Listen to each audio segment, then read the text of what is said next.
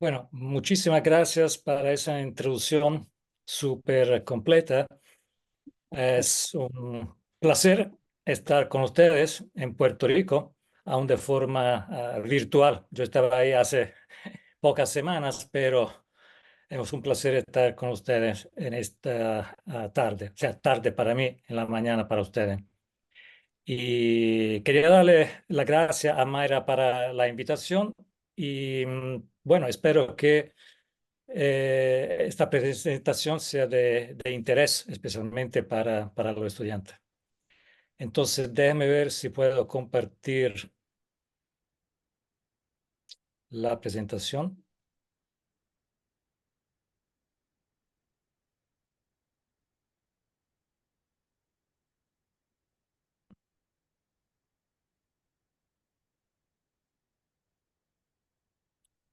Me está abriendo la ventanilla de Security Privacy.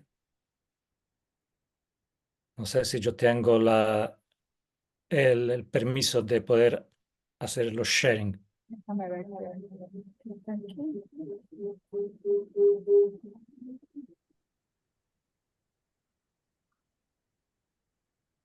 Te voy a hacer make co-host para que puedas.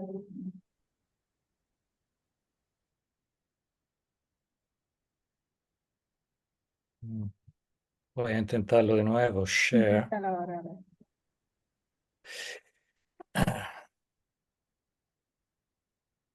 A ver.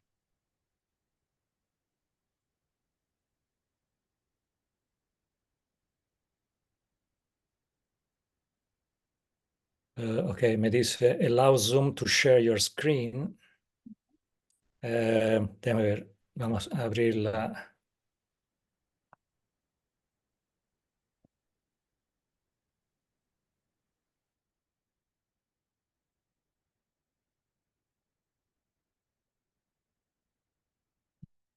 Me parece más complicado de lo que pensaba. Zoom. Ok. Parece que tengo que salir del meeting para que los cambios tengan acción. Déjame ver. Eh, Espero poderme reconectar rápido. Ok, no hay problema. Ya, esperamos a Lucas que vuelva.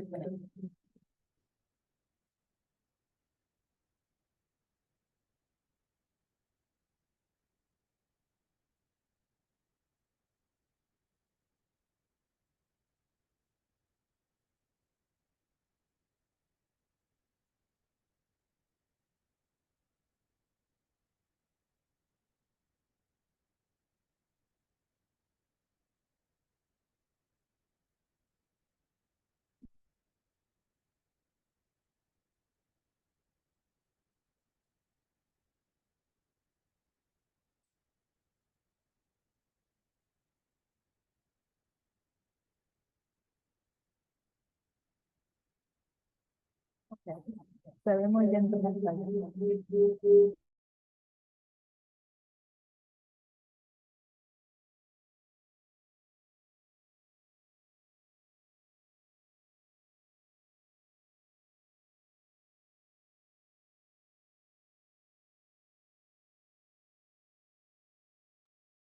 No te escuchamos, Lucas, ni te vemos.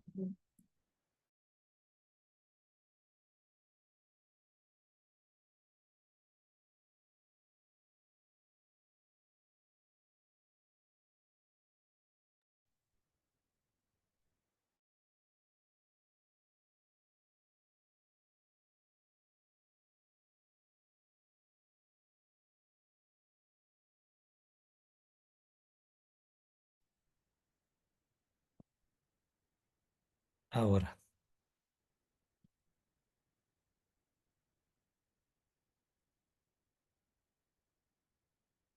Ok.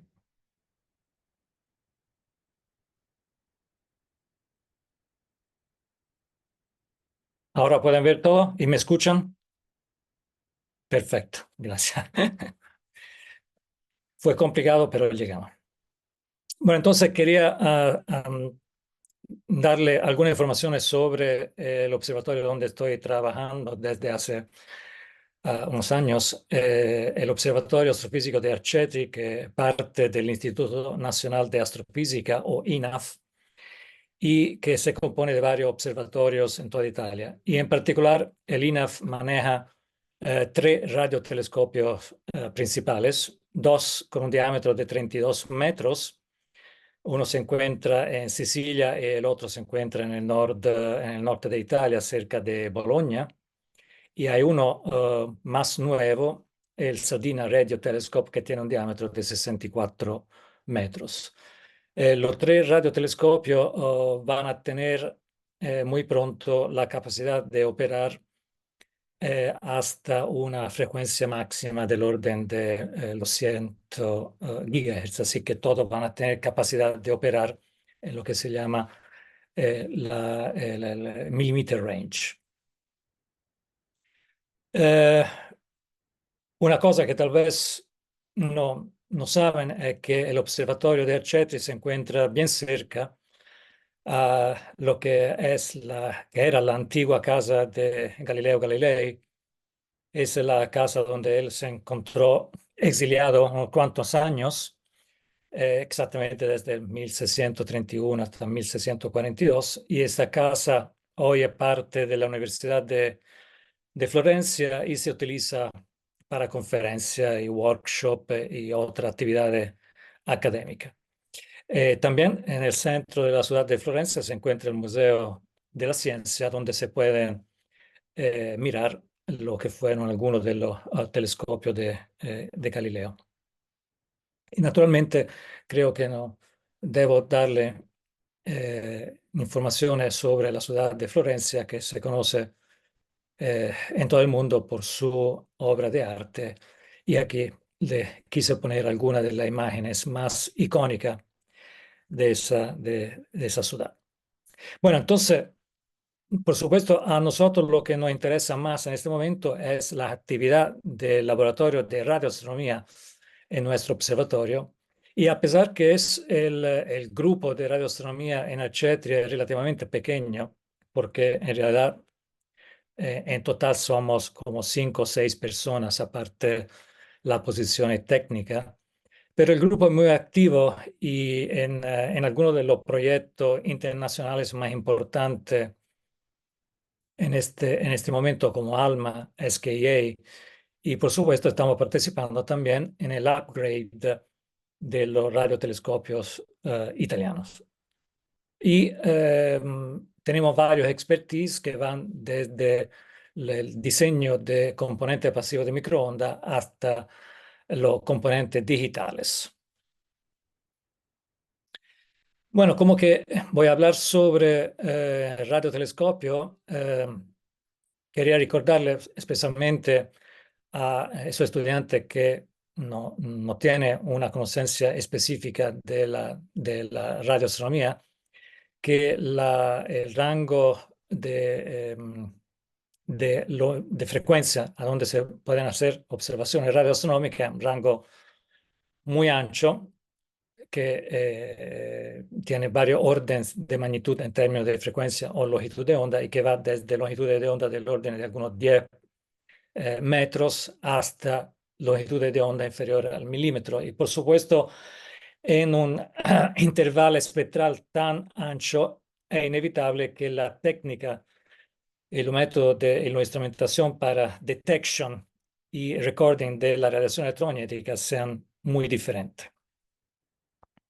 En realidad, yo voy a hablar sobre un intervalo que es mucho más pequeño y que va de lo centimétrico hasta el milimétrico, y básicamente el campo de la microonda hasta el intervalo de la onda milimétrica y submilimétrica. Eh,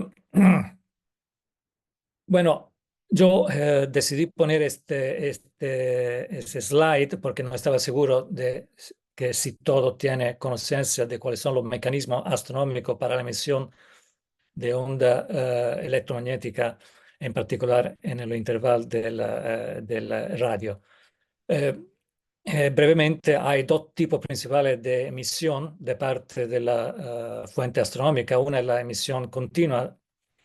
Eh, para emisión continua se entiende una emisión que en un intervalo espectral hay emisión a toda frecuencia o toda longitud de ondas, mientras en términos de líneas espectrales la emisión se encuentra solamente en ciertos intervalos específicos de frecuencia. Aquí puse algunos ejemplos de los dos tipos de emisiones, como por ejemplo la emisión de sincrotrón para emisión continua, que es la emisión típica de las pulsares, o sea, de la estrella de neutrones en rotación con campo magnético, y la emisión de líneas espectrales son las que se observan típicamente en el medio interestelar de parte de átomos y moléculas. Eh, También no voy a tener una clase sobre antenas y radiotelescopio como tal, pero quería simplemente recordarle que una antena en general es un dispositivo que se utiliza para convertir radiación electromagnética que se está propagando en el espacio o en el vacuum en corriente eléctrica que se propaga en conductores o viceversa si lo vemos en transmisión.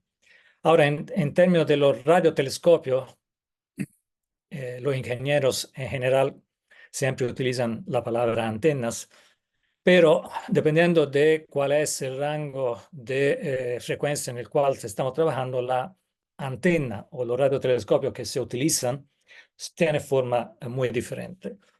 Por ejemplo, a frecuencia relativamente baja, como de unos cientos de megahertz, el tipo de antena que se utiliza son dipolos o otro tipo de antena que pero tiene una forma parecida.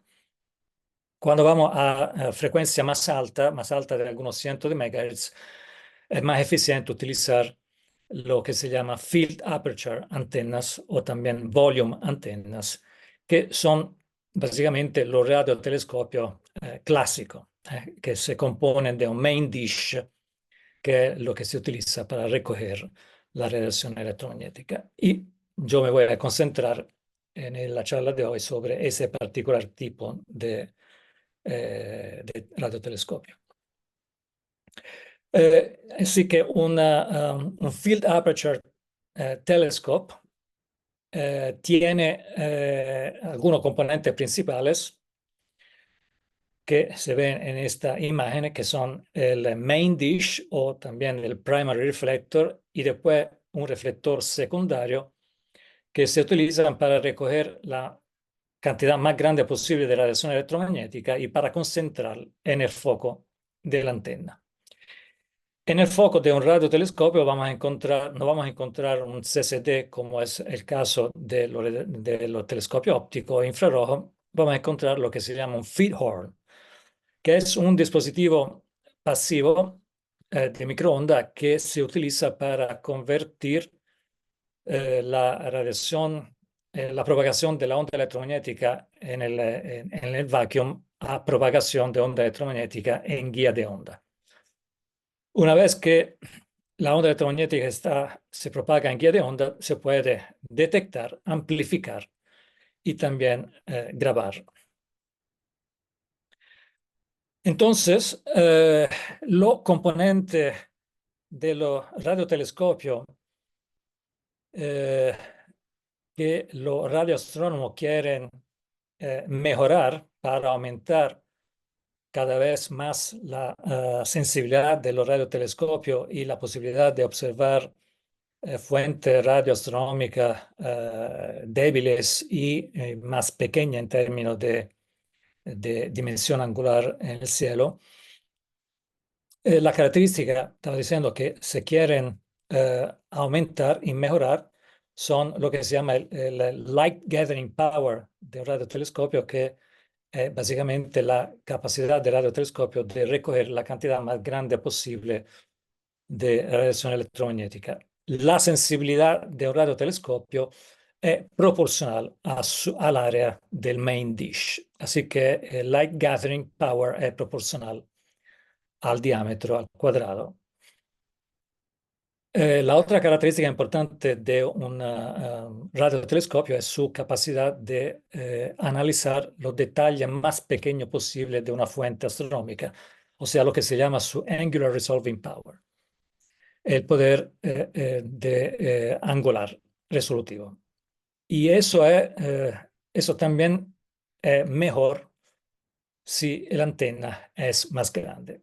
Así que en términos absolutos, durante las últimas décadas, los radiotelescopios y también los telescopios ópticos infrarrojos, por la misma razón, se ha tratado de construir con un área cada vez más grande.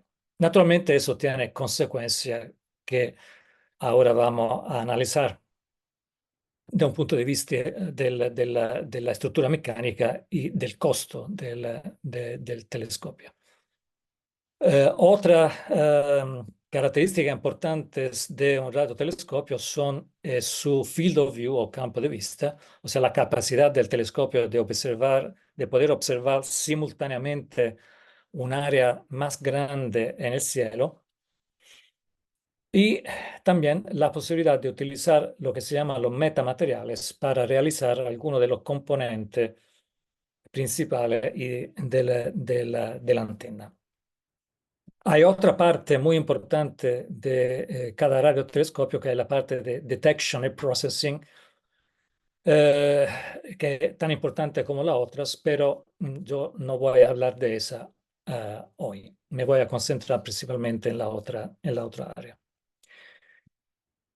Así que vamos a empezar con la capacidad de un radiotelescopio de recoger la cantidad más grande posible de radiación electromagnética, o sea, cómo poder aumentar la superficie, la collecting area del radiotelescopio.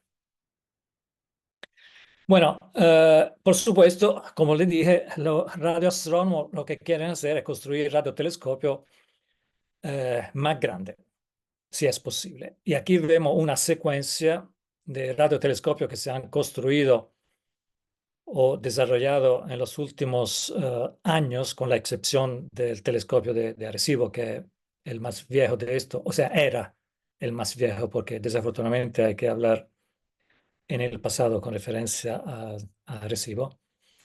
Y aquí vemos una serie de radiotelescopios que tiene diámetro diferente, diámetro físico, geométrico, que varían de los 50 metros hasta los 500 metros para el radiotelescopio en China. Y podemos ver que a mano que aumenta el tamaño del telescopio, la estructura mecánica se hace más grande, más complicada, más costosa, hasta el punto en que telescopios que tienen un main dish más grande de más o menos 100 metros, no tienen la capacidad de apuntar directamente el main dish en diferentes direcciones del cielo. Telescopio que tiene un diámetro muy grande, hay que hacerlo con el main dish fijo en el terreno, porque no se puede construir una estructura mecánica con movimentación con tamaño tan grande. Las complicaciones mecánicas y los costos son demasiado grandes. La otra cosa que se observa en esta secuencia de radiotelescopio es que lo más pequeño puede funcionar a una frecuencia más alta.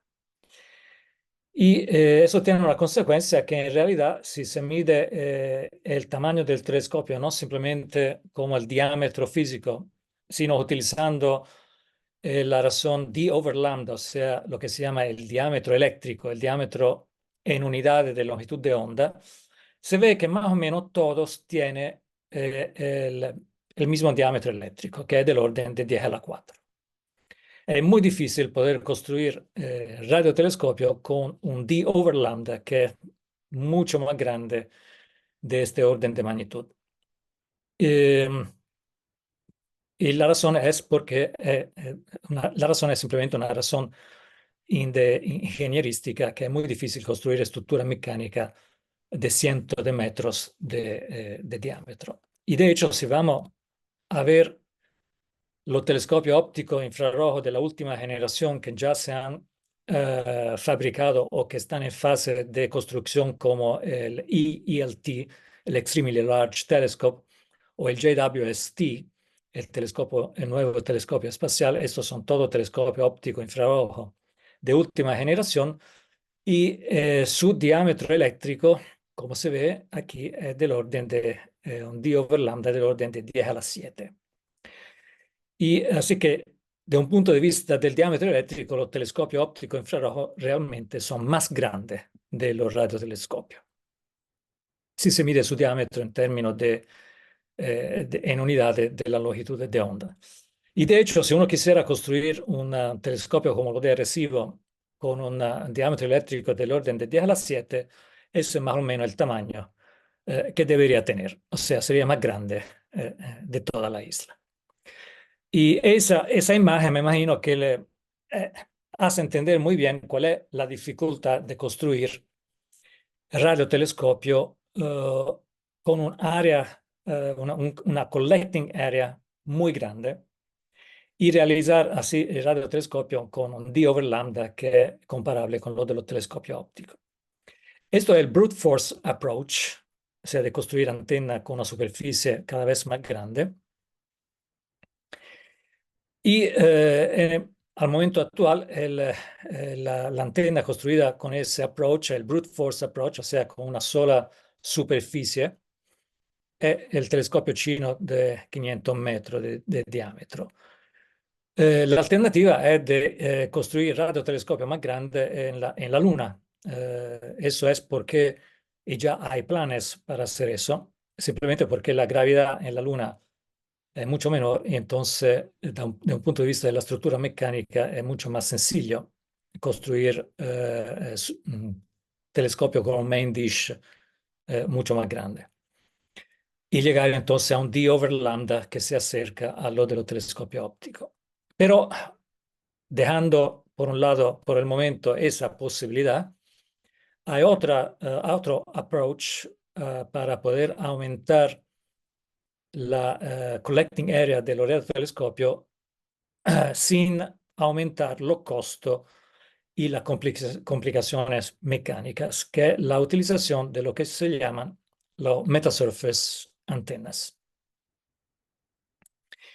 Pero antes de hablar de eso, quería mostrarle que también realmente la mayoría de las personas aquí ya saben, ya conocen la historia de la propuesta para el telescopio de Arecibo. También en el caso de Arecibo, una de las propuestas para la reconstrucción ha utilizado el brute force approach y en esa propuesta el proyecto era de una plataforma rotante, un'unica plataforma rotante para poder tener el movimiento en elevación y también en azimuth, con un diámetro del orden de 300 metros, pero una plataforma así que con una superficie flat, que pero tenía muchos cientos de antenas o hasta más de 1000 antenas individuales, dependiendo del tamaño de la antena individual, y de forma tal que el collecting area básicamente era equivalente a lo de una superficie de un main dish con ese mismo diámetro.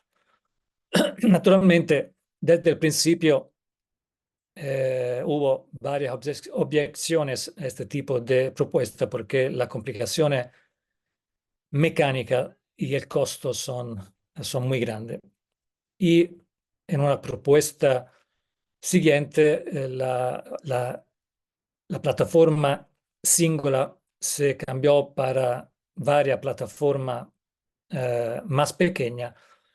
Aún así, la complicación mecánica se mantiene muy grande y el costo también muy grande y el resultado de parte de NSF entonces fue esto. La propuesta fue rechazada, así que el resultado es que ahora no hay no hay ningún proyecto de reconstrucción del telescopio de Arecibo en Puerto Rico, desafortunadamente.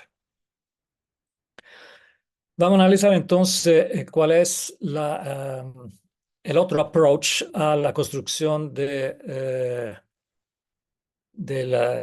radiotelescopio utilizando lo que se llama metasurface antenas. Estas metasurface antenas, por supuesto, hacen son parte de esa clase más grande de materiales que se llaman metamateriales. Y básicamente lo que queremos hacer con ese tipo de antena es lo mismo que se hace con un telescopio clásico. El telescopio clásico, gracias a su forma geométrica, por ejemplo, una superficie parabólica, esa superficie parabólica le permite de convertir un wavefront incidente llano en un wavefront esférico que se concentra hacia el foco del telescopio. Bueno, esa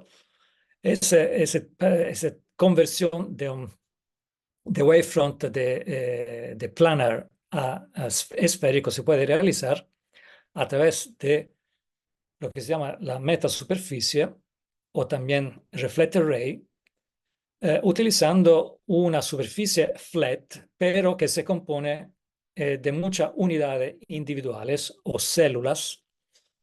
Y cada célula básicamente lo que hace es de manipular la fase de la onda incidente de forma tal que después de reflejarse en la superficie, el wavefront que era llano se convierte en un wavefront esférico. Esto se hace de forma electrónica y en vez de hacerlo de forma óptica a través de una superficie parabólica.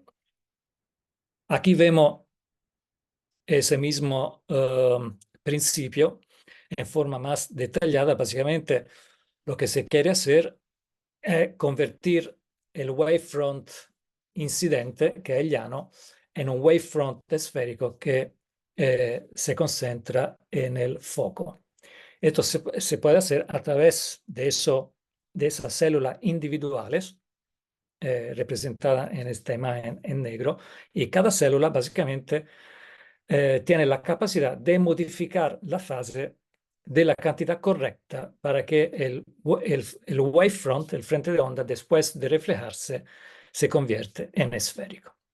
El resultado final entonces es el mismo. Un frente de onda llano se convierte en un frente de onda esférico. Ahora, ¿cómo se puede hacer eso? No voy a entrar en los detalles de efectivamente cómo se puede convertir, cuáles son las propiedades que se necesitan en esa célula para poder convertir, para modificar la fase del frente de onda. Básicamente lo que hace en esa célula tiene una combinación particular de capacidad e inductividad que le permite, a través de la ley de reflexión, de modificar la fase de la radiación incidente. Esto se puede realizar en diferentes maneras, por ejemplo, utilizando células individuales que tienen tamaño diferente. Un tamaño diferente modifica la fase de forma diferente, oppure se pueden utilizar elementos de forma particular y se pueden rotar para tener una modificación diferente, etcétera, etcétera. Así que básicamente utilizando un diseño oportuno, podemos diseñar una superficie con muchas de esas células, a donde cada célula modifica la fase de una cantidad específica para convertir el frente de onda. Ahora, si eso fuera así, lo que pasa es que eh, ese reflected ray o esa metasuperficie podría trabajar solamente si la radiación incidente llega en cierta dirección. Porque básicamente, déjame regresar aquí, una vez que yo diseño la célula para tener ciertas propiedades, esas propiedades no las puedo cambiar, lo cual significa que su capacidad de cambiar la fase es fija, no se puede cambiar. Eso es equivalente a decir que se puede modificar la fase solamente de forma correcta, solamente si la radiación incidente viene de cierto ángulo. Pero naturalmente lo que estudian los reflected rays han desarrollado ya hace años lo que se llaman reconfigurable or active reflected rays, que, como dice la misma palabra, son una célula que en vez de ser pasiva, son activa. O sea, decir que tiene la capacidad de modificar su fase. Y esa fase se puede modificar simplemente a través de modificando los señales eléctricos.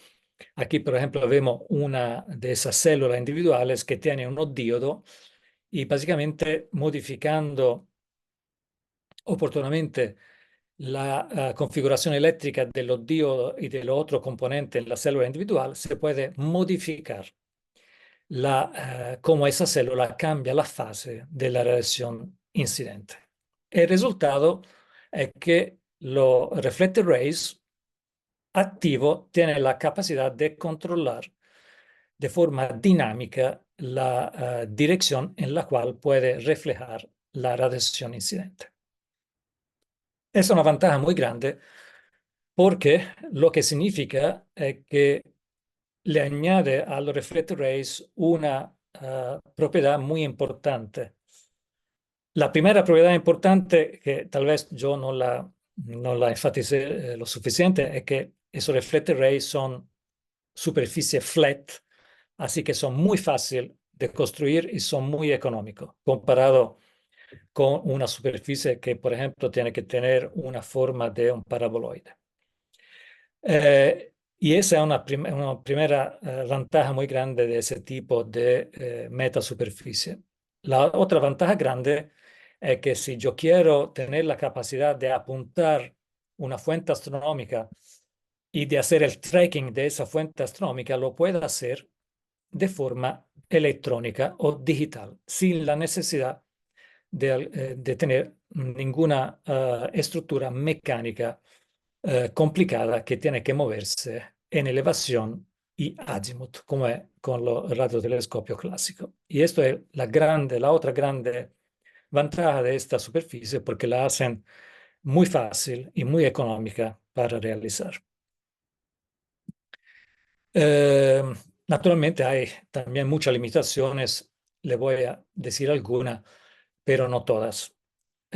Uno de los ejemplos de aplicación es la de realizar un array con muchos reflector rays, perdonen el juego de palabras, o sea, un número de muchos reflector ray separados para aumentar el collecting area total de la facilidad. Y de esta forma se puede realizar una superficie muy grande utilizando reflector ray que son muy fáciles de construir y muy baratos para fabricar. No necesitan, todas esas unidades no necesitan ningún tipo de movimentación mecánica porque tienen la capacidad de hacer el tracking y el pointing de forma electrónica. Ahora, una de las limitaciones es que ese tracking electrónico se puede hacer solamente en un rango de angular relativamente pequeño. Y esa es una de las limitaciones principales en este momento de los reflector rays. Así que otra posibilidad de reutilizar los reflector rays es una configuración híbrida a donde se utiliza, por ejemplo, una superficie esférica fija y en lugar de lo que es el subreflector en un radiotelescopio clásico o como era el domo del telescopio de recibo, se utiliza lo que se llama un subreflector ray, o sea, un subreflector que se realiza a través de un reflector ray y que es mucho más fácil de realizar, es mucho más liviano y es mucho más económico. Eso tiene toda una serie de ventajas porque le aumenta básicamente el rango angular en el cual se puede hacer el tracking y el pointing de la antena. Bueno, hay otras limitaciones, otras ventajas de los filter array, son muchas para poderla decir toda hoy. Yo le pongo ahí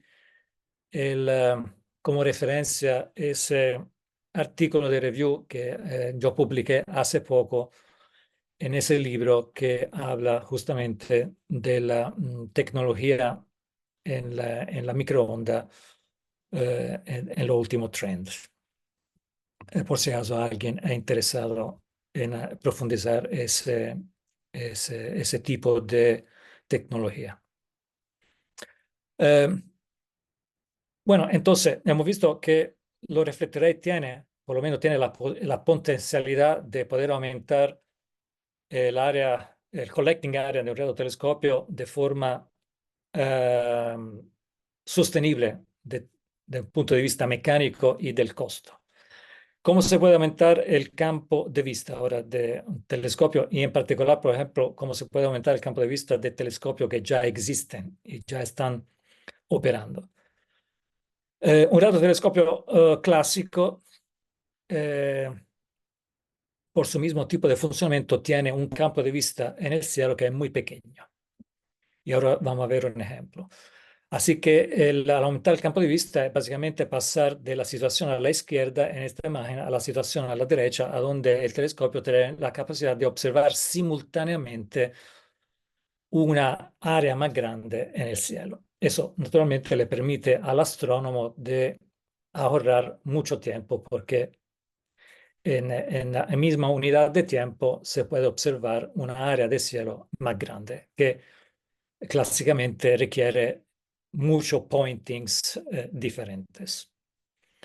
Una manera de hacerlo es lo de reemplazar el feed individual en el foco del telescopio con lo que se llama un array feed o también focal plane array, que es una array de esos feeds que son los que convierten la radiación de su propagación en el espacio a propagación en guía de onda, y eso le permite al sistema de tener automáticamente un campo de vista más grande. Hay también otra manera de hacerlo que es relativamente más complicada, que utiliza otro sistema que se llama Phased Array Feed.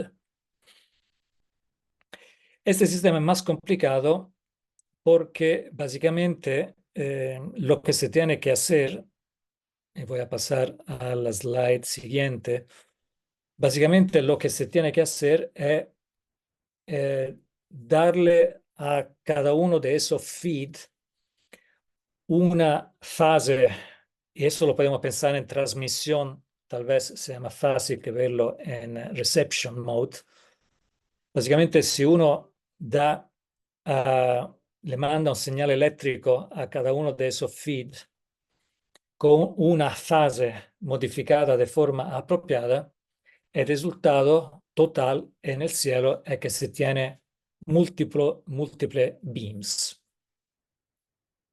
Esos beams múltiplos están construidos simplemente de forma digital. No voy a hablar más en detalle de cómo esto funciona, pero tal vez pueden ver que hay algo parecido entre el funcionamiento de los phased array feeds con lo que son los reflector array. Ambos funcionan a través de la capacidad de modificar la fase de forma apropiada de la radiación incidente o de la radiación que se transmite. Es exactamente la misma cosa. Pero hay una diferencia fundamental entre los phased array feed y los reflector array. Los reflector array modifican la fase durante la fase de reflecting de la radiación incidente, o sea, en la superficie principal del telescopio. Los phased array feed hacen esa modificación de la fase en el punto a donde la radiación se recibe y se hace el detection. Así que esa es la diferencia fundamental entre los dos, pero básicamente los dos sistemas funcionan a través de modificaciones de la fase del señal eléctrico. Si después tiene preguntas, naturalmente podemos ir más en detalle. Y finalmente vamos a ver cómo se puede cambiar el resolving power de los telescopios, en particular de los telescopios que ya son operativos. Aquí vemos un ejemplo de radiotelescopio con un diámetro para definir un número con un diámetro de 26 metros, y lo que yo estoy mostrando en esa slide es lo que se llama el beam de la antena en diferentes longitudes de onda, de 18 centímetros hasta 3,5 centímetros. ¿Qué es lo que representa el beam? El beam de la antena representa cómo cambia la sensibilidad de la antena en diferentes direcciones. Así que en cada uno de estos beams, estas imágenes de color, se ve que la sensibilidad máxima se da en el eje óptico del telescopio, a donde hay los píxeles blancos, y la sensibilidad va disminuyendo hacia los bordes. Así que esa distribución que representa la sensibilidad de la antena a la radiación que viene de diferentes ángulos es lo que se llama el beam de una antena. El tamaño del beam de una antena clásica lo que se llama, tiene un tamaño que es más o menos del orden, aparte un factor numérico, es del orden de lambda over d, o sea, de la longitud de onda dividida por el diámetro geométrico de la antena. Y entonces, como que es proporcional, en este caso el diámetro de la antena es fijo y la longitud de onda va disminuyendo de la izquierda hasta la derecha, pues en este caso lo que estamos observando es que el beam es más pequeño a cuando la longitud de onda es más pequeña, o sea, a frecuencia más alta. ¿Cuál es la consecuencia de un punto de vista astronómico? La consecuencia es muy sencilla. Si vamos a comparar el tamaño de cada uno de estos beams con, por ejemplo, la imagen de la Luna, que en este caso está representada con las exactas proporciones al tamaño de esos beams, pues se ve de forma muy intuitiva que si yo utilizo el beam a 18 centímetros para estudiar los detalles de la superficie de la Luna, pues evidentemente no voy a ver ningún detalle, porque el beam es más grande o tiene un tamaño del mismo orden del tamaño de la Luna. Así que no voy a poder estudiar los detalles más pequeños en la distribución de intensidad de radiación emitida por la Luna con el beam aquí de 18 centímetros. Pero si lo voy a estudiar con el beam de 3,5 centímetros, pues con ese tipo de beam yo voy a poder estudiar los detalles de la emisión de la Luna porque el tamaño es mucho más pequeño comparado con el tamaño de mi fuente astronómica. Así que el concepto de mejorar el resolving power de un telescopio es lo de poder disminuir el tamaño de su beam. Naturalmente eso se puede hacer también disminuyendo la frecuencia en la cual estamos observando, pero el telescopio tiene un límite de frecuencia y no se puede utilizar un mismo telescopio a frecuencia más alta de cierto límite. Entonces es importante ver si yo puedo aumentar el resolving power del telescopio con otra técnica. Y la técnica que permiten de realizar un beam del telescopio que es inferior al límite de difracción se llaman técnicas de super resolución. Y básicamente lo que la técnica de super resolución quieren hacer es básicamente modificar la óptica de un telescopio existente para que su beam sea más pequeño del límite de difracción de forma tal que yo pueda aumentar su resolving power y entonces puedo observar detalles más pequeños de la fuente astronómica, que sería muy importante desde un punto de vista de los astrónomos. Aquí le voy a mostrar un ejemplo de alguna simulación electromagnética que estamos haciendo en Arcetri. Es un modelo del radiotelescopio de medicina, el radiotelescopio de 32 metros que se encuentra cerca de Bologna. Y a ese radiotelescopio le añadimos un sistema de lentes y de un filtro. Y ese sistema de lente y filtro que se llama un Variable Transmittance Pupil, le voy a decir ahora en qué consiste, ese sistema básicamente es una de las posibilidades que hay para modificar las fases otra vez de la radiación electromagnética para que se aumente el resolving power del telescopio, o sea, para que se pueda disminuir el tamaño del beam del telescopio. En este caso, un filtro, ese variable transmittance pupil, è un filtro che basicamente modifica la fase della radiazione elettromagnetica. Este, el filtro que aquí estoy representando, è il filtro, un tipo de filtro más sencillo posible que se compone de coronas y cada corona modifica la fase de cierta forma. En este caso específico, la modifica o no la modifica para nada, o sea, con 0 grado, o la modifica de 180 grados. Ese tipo particular de filtro se llama también una pupila de Toraldo. Así que este es un ejemplo y es el resultado de la simulación electromagnética, a donde el verde representa el beam original de la antena, o sea, el límite de difracción de la antena, mentre la curva negra representa el resultado que se puede tener cuando se introduce ese sistema óptico adicional que permite de tener un beam, como se ve aquí, más pequeño, más estrecho, con unos efectos que no son buenos, que es la distorsión de lo que se llaman los side lobes.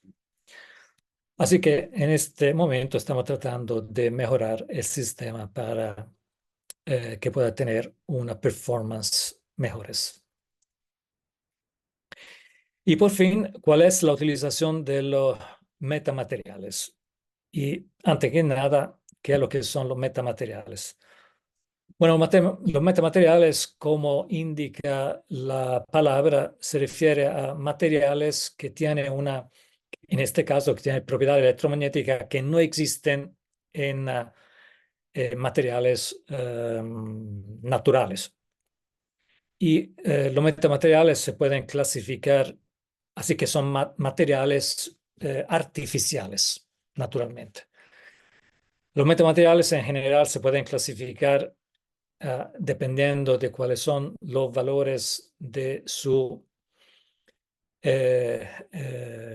valores de epsilon, de la constante dieléctrica y de permeabilidad magnética epsilon y mu. Pero ahora esa clasificación realmente no es de interés para nosotros. Y lo que nos interesa es ver cómo se pueden utilizar esos materiales artificiales. Ahora ya, básicamente, hemos visto ya unos metamateriales porque los reflected rays y la metasurface antenas también son metamateriales.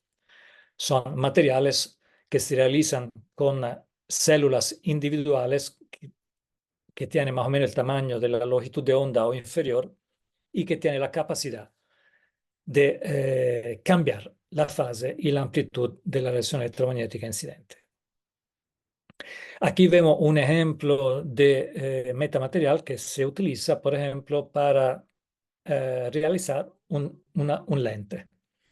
Un lente naturalmente clásico tiene una superficie curva, puede ser esférica o puede ser hiperbólica o de otro tipo, pero un lente realizado con metamateriale tiene solamente superficie flat y a su interior, perdón, tiene muchas células individuales que tienen la capacidad otra vez de modificar la fase de la radiación electromagnética para, en este caso, por ejemplo, convertir un frente de onda incidente flat en un frente de onda esférico, exactamente, y que se concentra en un foco, exactamente como hace un lente ideal.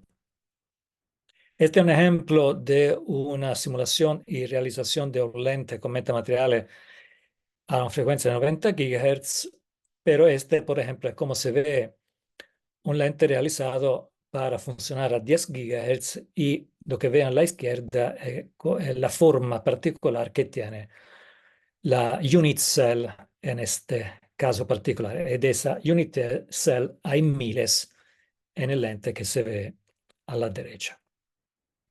Así que hay toda una literatura y investigaciones que se ocupan de cómo optimizar el funcionamiento de estos metamateriales. Eso es nada más que una de las utilizaciones que se puede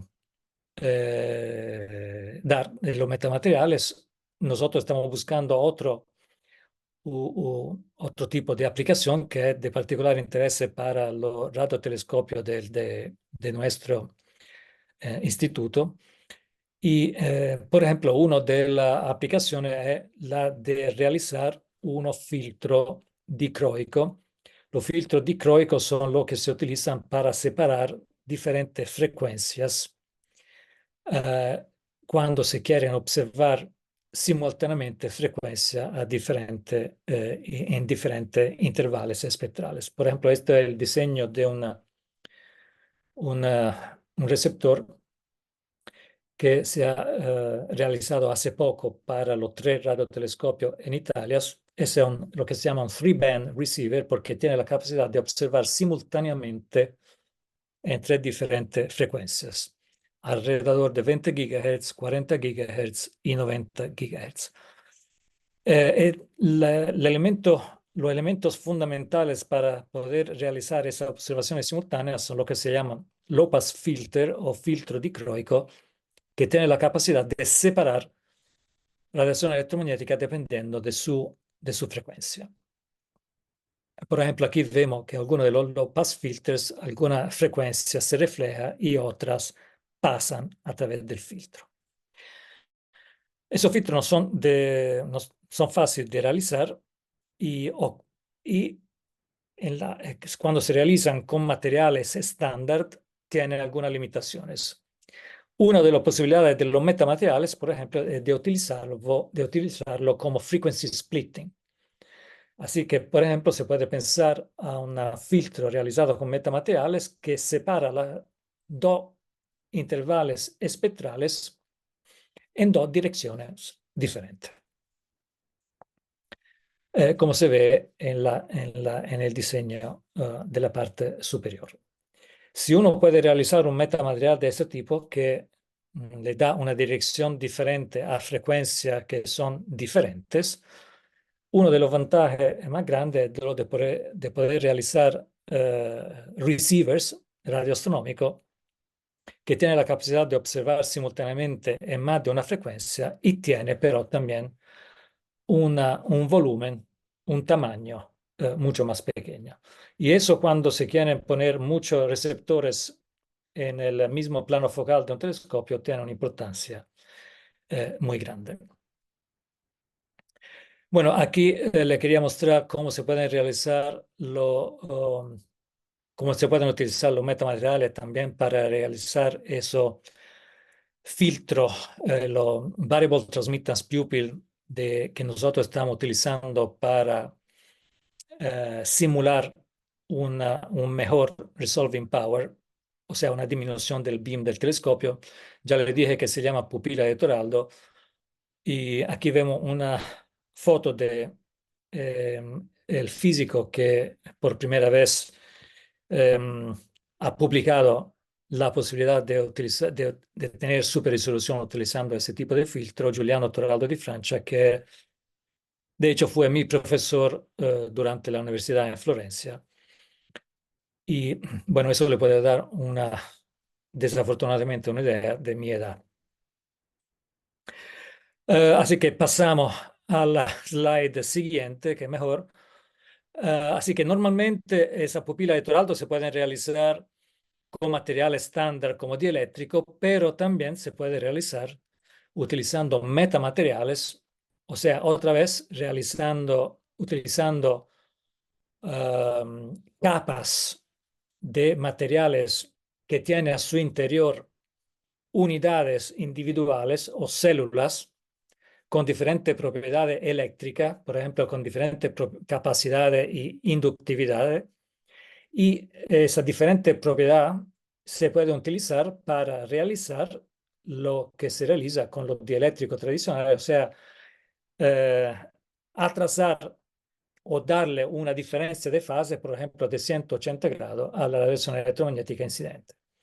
Pues porque en este caso estoy hablando de 180 grados porque la pupila de Toraldo funcionan con coronas que dan 0 o 180 grados de diferencia de fase, pero naturalmente se puede realizar filtro con una diferencia de fase arbitraria. Eso también es lo que estamos tratando de realizar en este momento en un proyecto en colaboración con la Universidad La Sapienza de Roma. De un punto de vista astronómico puede ser interesante la superresolución.